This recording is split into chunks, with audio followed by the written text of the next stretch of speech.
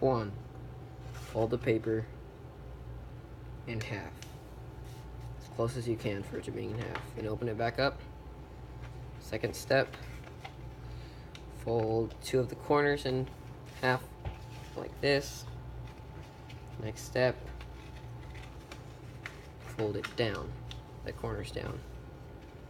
Then you want to fold this flap up, and then fold the entire thing in half.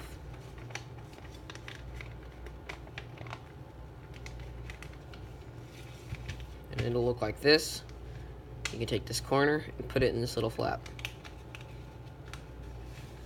And you do it on both sides.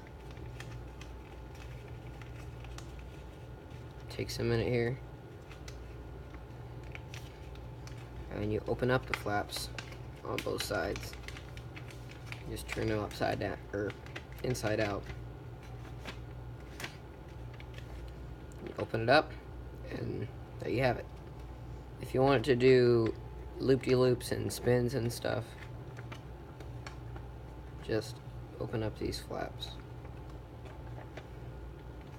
This airplane should work pretty good.